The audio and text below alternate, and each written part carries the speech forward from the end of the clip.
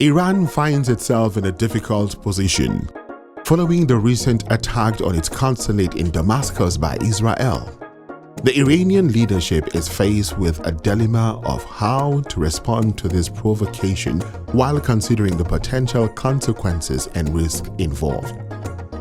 There are three main options that Iran can consider: to keep silent, retaliate directly, or rely on its proxy non-state group allies.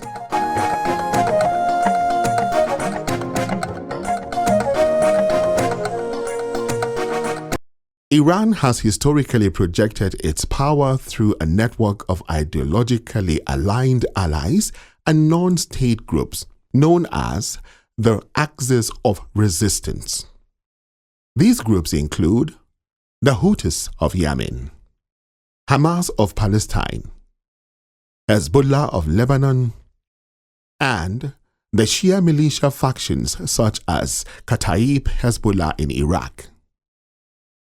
While these groups have been effective in exerting influence in the region, a direct confrontation with Israel or the US could have severe economic implications for Iran. Retaliating directly against Israel would be a risky move for Iran, as it could lead to a full-scale war that would have devastating consequences for its economy. Iran has shown reluctance to engage in direct conflict with Israel or the US in the past, opting instead for low-key proxy actions. However, not responding to the attack on its consulate could be seen as a sign of weakness, potentially damaging Iran's credibility as a regional power. To put this in a proper perspective, we need to go back a little while.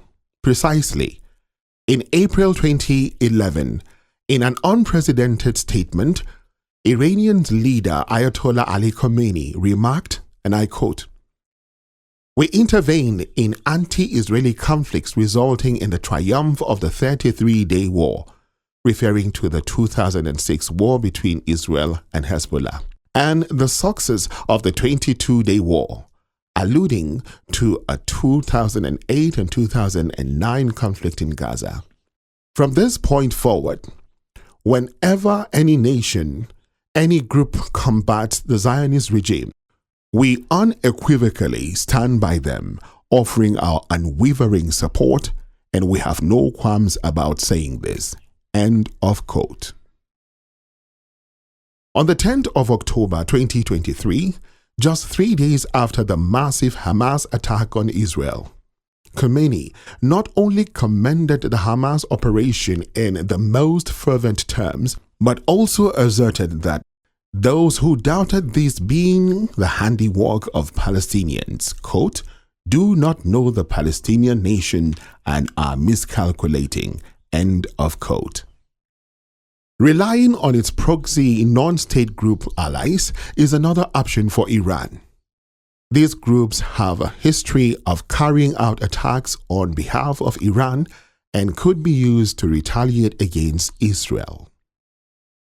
However, the effectiveness of such attacks has been limited, and they have not had a significant impact on the ongoing conflict in Gaza or regional dynamics. Moreover, relying solely on proxy actions may not be enough to satisfy Iran's desire for vengeance and could lead to the normalizing of attacks on Iranian officials and assets. Recall that an armed conflict between Israel and Hamas-led Palestinian militant groups has been taking place chiefly in and around the Gaza Strip since the 7th of October 2023. It began when Hamas launched a surprise attack on southern Israel from the Gaza Strip. The war on Gaza, Israel says, is a retaliation for attacks on Israeli territory by armed groups led by Hamas Qassam brigades from Gaza, which killed 1,139 people and took about 250 others captive. For Israel to have attacked Iranian consulate in Damascus It meant that they were intentional about it and want Iran to come out direct and stop hiding under non-state actors in the region to fight Israel. Will Iran dance to Israel's beats or continue their own setup? In conclusion, Iran finds itself in a crisis of options following the attack on its consulate in Damascus. Each option, keeping silent, retaliating directly, or relying on proxy allies, comes with its own set of risks and challenges. Iran must carefully consider the potential consequences and decide on the best course of action that aligns with its strategic goals and national security interest. This documentary was written by Ikechukwu Emeka Onya and edited from our DDM studios.